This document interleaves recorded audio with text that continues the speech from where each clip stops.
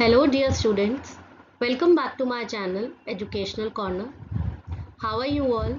I hope all of you are fine. Today we are going to start Unit 2 Values and Disposition, Chapter Verghese Kurian I Too Had a Dream from our English NCERT book Purvi of Standard 8. So let us start this chapter, Verghese Kurian. Now, who was Verghese Kurian? Verghese Kurian was an Indian dairy engineer and he was a social entrepreneur. He contributed towards the increase in the milk production in India and which was termed as the White Revolution. In this chapter, we will read a letter which is written to Verghese's grandson, emphasizing the importance of selfless service, integrity, and hard work. So Verghese Kurian, he has written a letter to his grandson, and he highlights that how he helped dairy farmers. He also highlights his decision to dedicate his life to the dairy cooperative movement in Anand, that is in India, which he transformed through his efforts and is now known as the father of the White Revolution. This chapter focuses the values he has given. This chapter is framed as a letter from Verghese Kurian to his grandson, sharing his life story and values. So let us read this chapter, which is in form of a letter. Before reading the chapter, we are supposed to do an activity which is given over here. Verghese Kurian, I too had a dream. Let us do these activities before we read. Arrange the worldwide means of communication given below in the timeline provided. Share your answers with your classmate and teacher. So we have few means of communication like telephone, email, postcard, telegraph, mobile phone, and carrier pigeons. So how you have to arrange them from old to new. Okay, so we can arrange them like this. First we'll write carrier pigeons. Pigeon used to take the messages from one place to another. Then we have telegraph, then postcard, then telephone, mobile phone, and email. Okay, so you can arrange accordingly.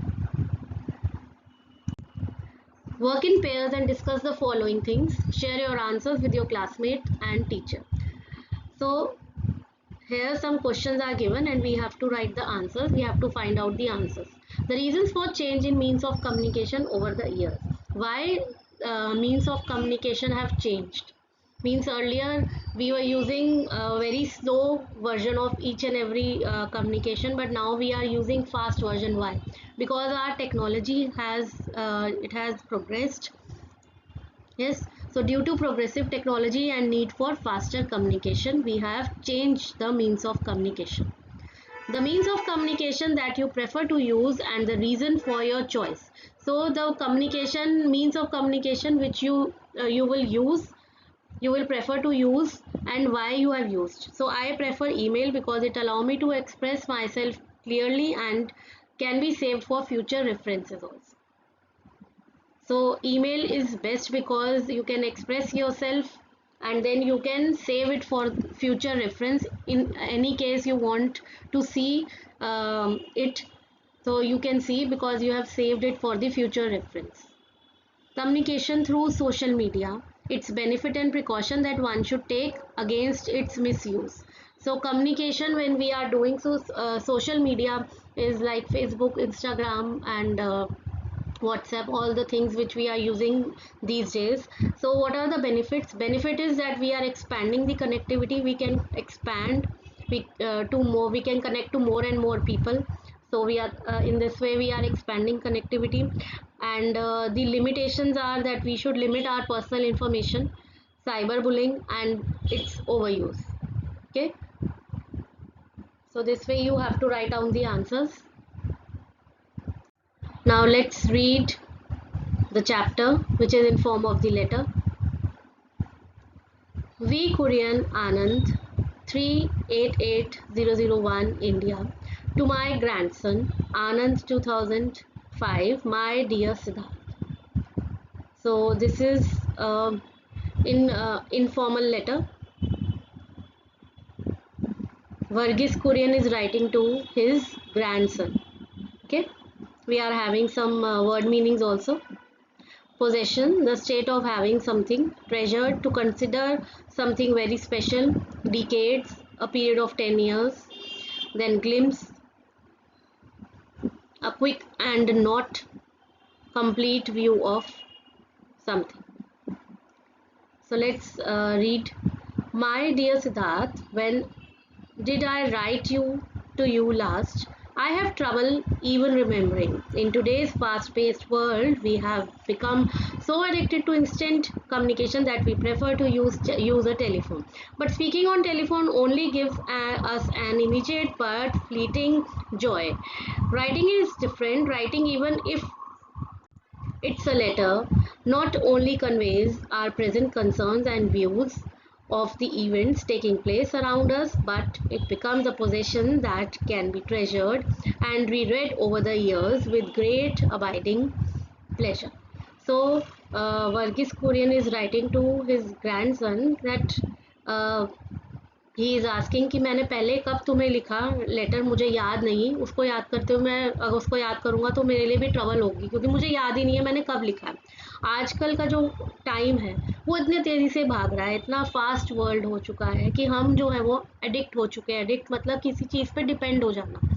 जैसे phones के ऊपर हम ज़्यादातर अब addict हो चुके हैं, mobile phones. थोड़ी देर मोबाइल फ़ोन नहीं देखते तो हमें कुछ होने लगता है। तो we are addicted to instant communication. हमारा जो कम्युनिकेशन है, जैसे टेलीफोन, मोबाइल फ़ोन्स, इनके साथ क्या है, हम एडिक्ट हो चुके हैं बहुत ज़्यादा। ठीक है, but speaking on telephone only gives an immediate. But telephone पर जब हम बात कर लेते हैं तो हम इमीडिएट एक दूसरे से बात कर लेते हैं। ठीक है, बट वो फ्लीटिंग जॉय, मतलब थोड़े टाइम के लिए ही वो जॉय रहता है, वो खुशी रहती है। राइटिंग जो है, जो हमेशा से ही अगर हम बात करें तो हमारे पास अगर हमने कोई चीज़ लिखी हुई है, कोई चीज़ बोलने की इतनी वैल्यू नहीं होती जो लिखने की होती है। तो लिखी हुई कोई चीज़ जो है ना वो बहुत ही अलग होती है। तो यहाँ पर जो है वो कुरियन ने अपने ग्रैंडसन को जो लेटर लिखा तो उन्होंने कहा कि लेटर लिखना कुछ अलग है। ठीक है, प्रेजेंट कंसर्न के बारे में ही हमें उसमें बात कर सकते हैं, हम सारी चीज़ों के बारे में उसमें बात कर सकते हैं।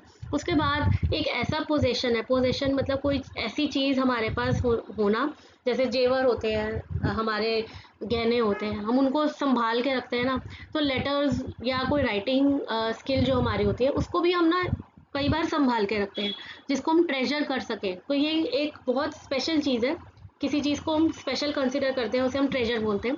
तो वो कह रहे हैं जब लेटर लिखा जाता है तो राइटिंग भी जो है वो ऐसा ही है, राइटिंग भी डिफरेंट है। लेटर जब हम लिखते हैं तो वो एक हमारे लिए एक पोजीशन ऐसा हो जाता है कि वो कुछ अलग है, कुछ स्पेशल है।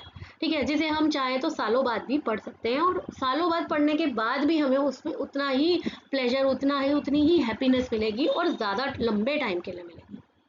You may not wish to read it all right away, but perhaps a couple of decades or more from now, you will pick up these jottings of mine again, and they will give you a deeper understanding of what I have done and the reasons I pursued a life of service to our nation's farmer.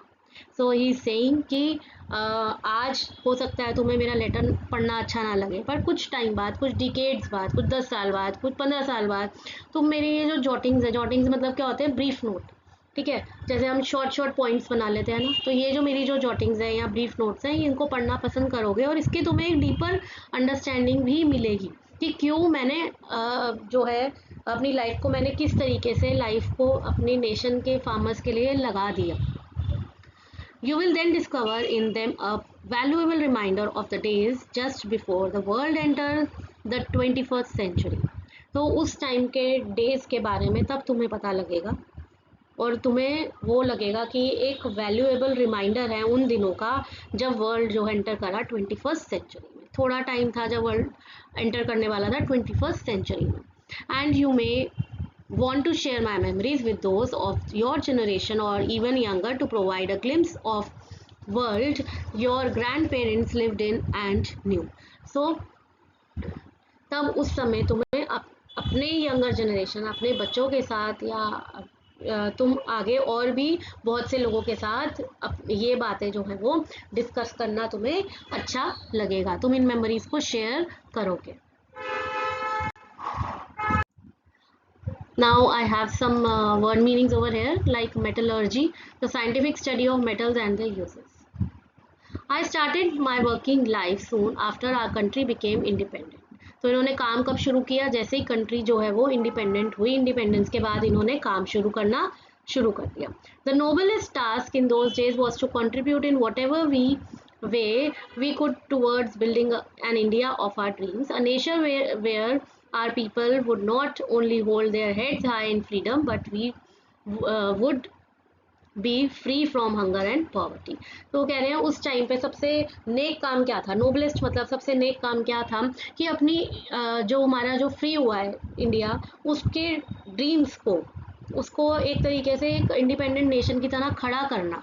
और ऐसे लोग, जहाँ पर ऐसे लोग हों जो freedom में अपना सर ऊंचा करके नहीं चल रहे. सर ऊंचा कब होता है हमारा? जब हम बहुत फ़क्र महसूस करते हैं. ठीक है, तो इंडिया को फ्रीडम मिली तो हमें बहुत फ़क्र हुआ, तो हम अपना सर ऊंचा करके चल रहे हैं. पर हमें सिर्फ अपना सर ऊंचा करके ही नहीं चलना, पर हमारे देश को हमें हंगर से, भूख से और पॉवर्टी से, गरीबी से भी बाहर निकालना है. A nation where our people could live with equal respect and love for one another. ऐसा नेशन खड़ा करना था जहाँ पे लोग एक दूसरे के साथ इक्वल रिस्पेक्ट में रह सकें और एक दूसरे से प्यार कर सकें. A nation that would eventually be counted among the foremost nation of the world. ठीक है, foremost मतलब सबसे लीडिंग, सबसे आगे, ऐसा नेशन जिसको सबसे आगे लीडिंग माना जाए, नेशन के अंदर पूरे वर्ल्ड में सबसे आगे माना जाए. It was then that I realized in humility. In humility मतलब कि एक हम्बलनेस की क्वालिटी होती है जो उसके अंदर. That choosing to lead one kind of life means putting aside the desire to pursue other options. तो उनको ये चीज़ फील हुई, उनको ये लगा कि उन्होंने हम्बली सोचा कि क्यों ना मैं एक ऐसा प्रोफेशन, मतलब एक चीज़ ऐसी चूज़ कर लूँ जिस बाकी ऑप्शन तो मेरे साइड हो जाएंगे अगर मैं एक चीज़ को चूज़ कर लूँगा. ऐसे ही होता है, अगर आप भी कोई ऑप्शन आगे हायर क्लासेस में 9th-10th में आप एक ऑप्शन लेके चलो कि हाँ मैंने डॉक्टर ही बनना है, तो आपके पास जो बाकी ऑप्शन है वो क्लोज हो जाएंगे, आप डॉक्टर की तरफ ही अपना ध्यान दोगे. ठीक है, तो एक प्रोफेशन की तरफ ही ध्यान दोगे. तो उन्होंने भी यही सोचा कि एक तरह की लाइफ जो है उस पर ही मैं ध्यान दूँ और उसी को मैं फॉलो करूँ. This transformation took place with in me 50 years ago when I agreed to work for a small cooperative of dairy farmers who were trying to gain control over their lives. तो उन्होंने ये transformation कैसे किया, कैसे ये transformation मतलब ये change कैसे आया? ये चेंज तब आया जब उन्होंने देखा कि एक उन्होंने काम करना शुरू किया एक स्मॉल कोऑपरेटिव में, जो कि एक डेयरी फार्मर्स का था, और वो लोग अपनी लाइफ पे धीरे धीरे कंट्रोल करने की कोशिश कर रहे थे. ठीक है, to be quite honest, service to our nation's farmer was not the career I had envisioned for myself. तो इन्विजन्ड मतलब कोई चीज़ आपने सोच रखी है कि आप ये बनोगे, बट उन्होंने ऐसा नहीं सोचा था कि वो अपने जो नेशन के फार्मर हैं उनको सर्विस, मतलब उनके लिए अपनी लाइफ जो है वो स्पेंड कर देंगे, या उन्होंने ऐसा कोई करियर अपने लिए कभी सोचा नहीं था. But somehow a series of events swept me along and put me in a certain time with a choice that would transform my life. But कुछ ऐसे इवेंट्स हुए जिन्होंने उनको उस तरफ जाने में, या वो चॉइस चूज़ करने में, उस तरफ जाने में, उस चीज़ को चूज़ करने में जो है वो लगा दिया. I could have pursued a career in metallurgy. उन्होंने कहा कि मैं चाहता तो मैं मेटलर्जी में कुछ ऐसा करियर जहाँ पे मेटल्स के बारे में पढ़कर, उनके यूजेस के बारे में पढ़कर कोई इंजीनियर बन जाता. ठीक है, and become the chief executive of large company, एक बड़ी कंपनी का चीफ एग्जीक्यूटिव बन जाता, और opted for a commission in the Indian army और may retired as a general. तो मैं ये भी कर सकता था, कमीशन मतलब इतना मैं पढ़ लिख चुका था या मैं उस फील्ड में था कि मैं एक इंडियन ऑफिसर बन सकता था, रिटायर हो सकता था एक जनरल से, ठीक है। यहाँ पे वर्ड मीनिंग है प्रिविलेज, अपॉर्चुनिटी। और I could have left for US and gone on to become a highly successful NRI. और इसके अलावा उन्होंने कहा कि मैं यूएस जाकर वहाँ पर एक एनआरआई भी बन सकता था, non resident of India. Yet I chose none of these because somewhere deep down I knew I could make a more meaningful contribution by making here in Anand, Gujarat. But उन्होंने, वो कहते हैं मैंने ये सब चूज़ नहीं किया, इसके अलावा मैंने क्या चूज़ किया, मैं चाहता था कि मैं कुछ ऐसा कंट्रीब्यूशन दूँ जो मीनिंगफुल हो, और वो वहीं आनंद में रुक गए, जहाँ जो आनंद कहाँ है, गुजरात में। Your grandmother too made an important choice. She knew in those days life in Anand could not offer even a simple comfort that we take for granted today. तो जो वो बता रहे हैं कि जो ग्रैंड मदर है, उन्होंने भी एक इम्पॉर्टेंट चॉइस जो है वो ली। क्या चॉइस ली? वहाँ उनके साथ रहने की, उनको सपोर्ट करने की, वर्गीस कुरियन को सपोर्ट करने की, अपने हस्बैंड को सपोर्ट करा उन्होंने।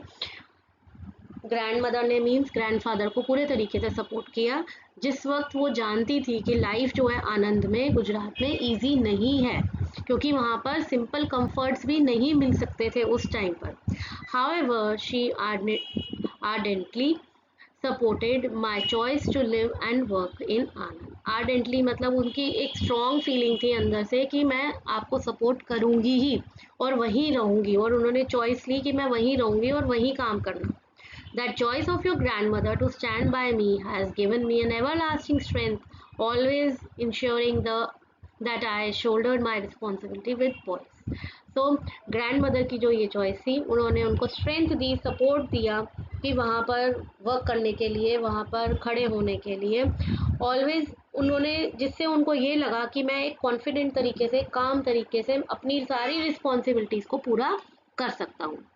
Poise का मीनिंग क्या है? इन अ काम and confident manner. Whenever I have received any recognition for my contribution towards the progress of our country, I always emphasize that it is the recognition of the achievements of many people with whom I had a privilege to be associated with. तो जब भी उनको उनके काम के लिए जाना गया या रिकॉग्नाइज किया गया या उनके बारे में बात की गई या उनके कंट्रीब्यूशन की बात की गई कंट्री से रिलेटेड, तो उन्होंने हमेशा ये कहा, मैंने अपनी रिकॉग्निशन के साथ दूसरे लोगों के अचीवमेंट्स को भी रखा है, और जिनके साथ मुझे प्रिविलेज मिला काम करने का, मतलब अपॉर्चुनिटी मिली काम करने की। I would like to stress even more strongly that my we have word meaning consistently without stopping, inherited, taken.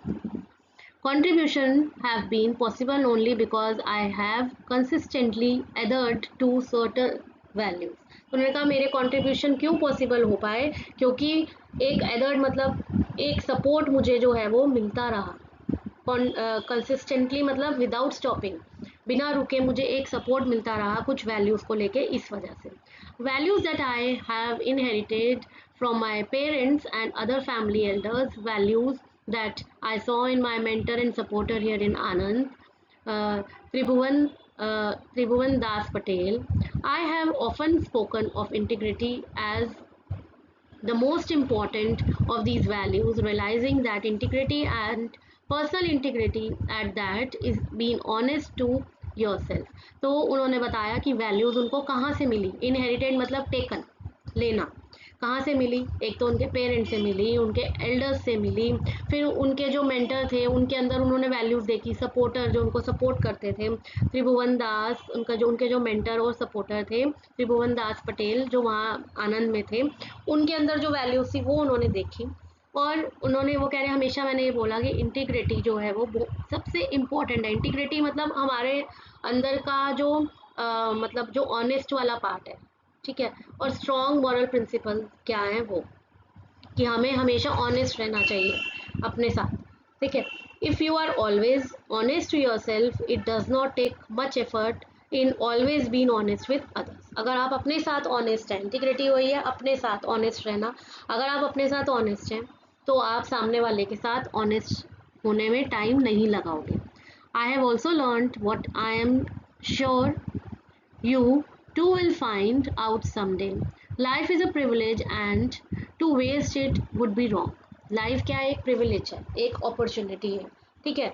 और इसको अगर हम वेस्ट करते हैं तो वो गलत होगा।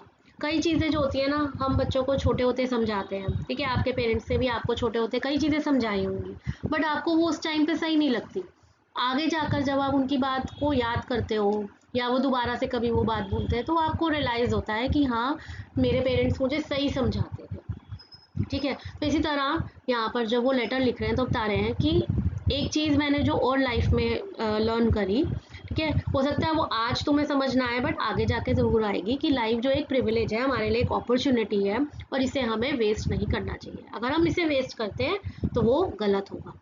In living this privilege called life, you must accept responsibility for yourself, always use your talents to the best ability and contribute somehow to the common good।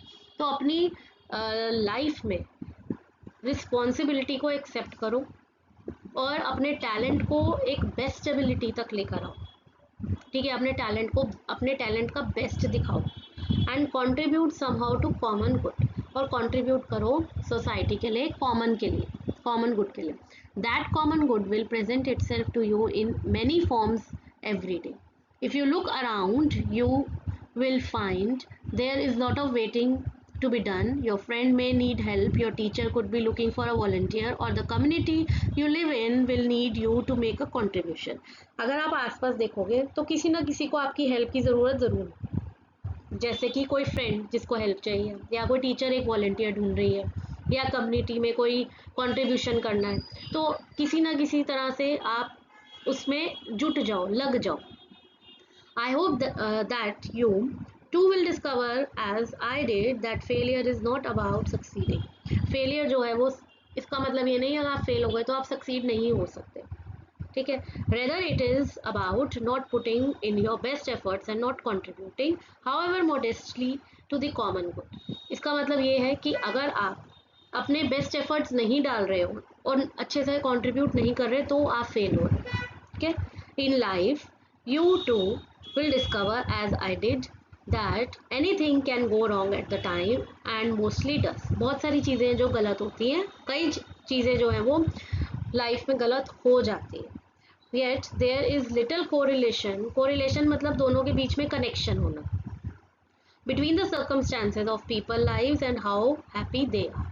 तो जो circumstances की लोग खुश हैं और how happy they are, लोगों की life के बीच के लोगों की लाइफ कैसी है और कितने वो खुश हैं। Most of us compare ourself with someone we think is happier. हम हमेशा अपने आप को कंपेयर किससे करते हैं? ठीक है, आपके भी स्कूल में अगर कोई फ्रेंड है, उसके पास सारी चीज़ें हैं, या वो और अच्छी अच्छी चीज़ें लेकर आता है, पेंसिल बॉक्स लेकर आता है, बैग अच्छा लेकर आता है, वॉच अच्छी पहनता है, तो आप अपने आप को उससे कंपेयर करना शुरू कर देते हो। ठीक है, तो हम भी ऐसे ही करते हैं लाइफ में। क्या करते हैं, हम अपने आप को उससे कंपेयर करते हैं जो हमसे ज़्यादा खुश नज़र आते हैं हमें। रिलेटिव एंड एक्विडेंस और often someone we barely know. ठीक है, कई बार हम रिलेटिव को जानते हैं, कई बार हम जिससे अपने आप को कंपेयर कर रहे हैं हम उनको जानते हैं, कई बार ऐसा भी होता है हम जिनको जानते हैं उससे भी अपने आप को कंपेयर करना शुरू कर देते हैं। But when we start looking closely we realize that what we saw were only images of perfection।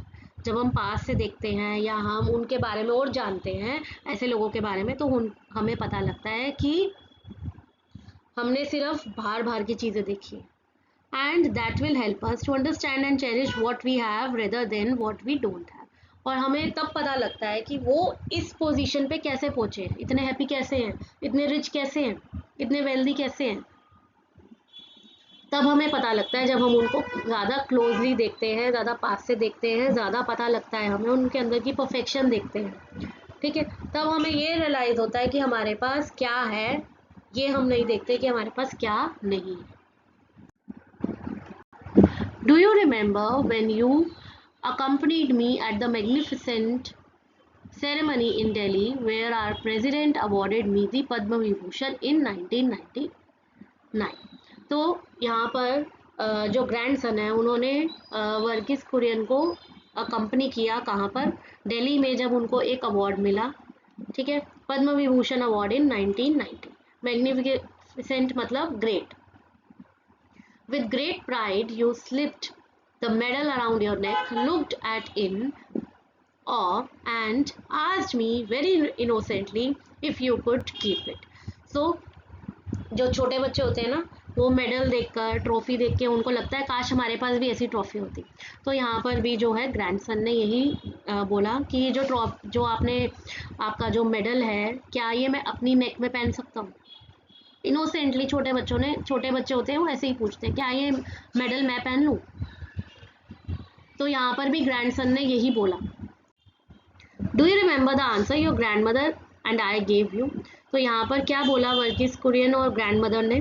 We told you that of course this medal was yours as much as it was mine, but that you should not be satisfied in merely keeping my award. The challenge before you was to earn your own reward for the work that you did in your lifetime. So उन्होंने क्या बताया कि ठीक है, तुम ये medal पहन सकते हो, पर ये मेडल पहनने के बाद ये मत समझना कि इसी में सेटिस्फाई मत हो जाना कि ये तुमने मेडल पहन लिया, अब तुम्हारा अवार्ड हो गया। हाँ, ये अवार्ड तुम्हारा ही है, बट तुम्हारे सामने आगे बहुत चैलेंजेस हैं, और अपने रिवॉर्ड को या अवार्ड को खुद कमाना सीखो। ठीक है, लाइफ टाइम में अपना काम ऐसा काम करो कि इसको तुम खुद कमा सको।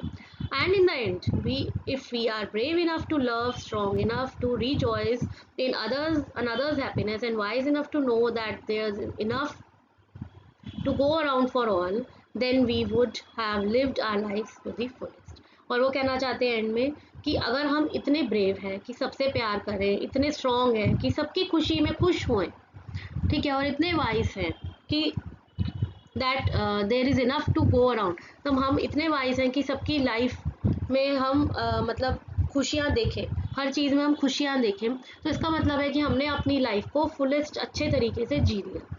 आई would like to dedicate these musings to you. Musings क्या होती है? Thoughts on something one has been thinking about carefully for a long time. ठीक है, तो उनकी जो थॉट्स थी वो डेडिकेट कर रहे हैं Siddharth, and to the millions of other children of our generation in our country, in the hope that upon reading them, you will be inspired enough to go bravely out into the world and work tirelessly in your chosen field for the larger good for the country, for the larger good of humanity. तो वो अपनी thoughts जो हैं वो सबको दे रहे हैं, ना सिर्फ अपने ग्रैंडसन को नहीं बल्कि बच्चों को भी, आगे फर्दर जो जनरेशन है उसको भी, कि जब आप ये पढ़ोगे तो आपके माइंड में काफ़ी थॉट्स आएंगे, अच्छे थॉट्स आएंगे और अच्छी वैल्यूज़ आएंगी, और आप ब्रेवली जो है वर्ल्ड में जो है काम कर सकोगे, अपनी फील्ड में काम कर सकोगे, एक ज़्यादा जो है वो टायरलेसली काम करोगे। टायरलेसली मतलब जो थकता ना हो, ठीक है, और अपनी फील्ड में एक अच्छे तरीके से काम करोगे ताकि अपनी कंट्री के लिए अच्छा कर सको और ह्यूमैनिटी के लिए अच्छा कर सको। Remember rewards that come to you then are the only true rewards for the life well spent.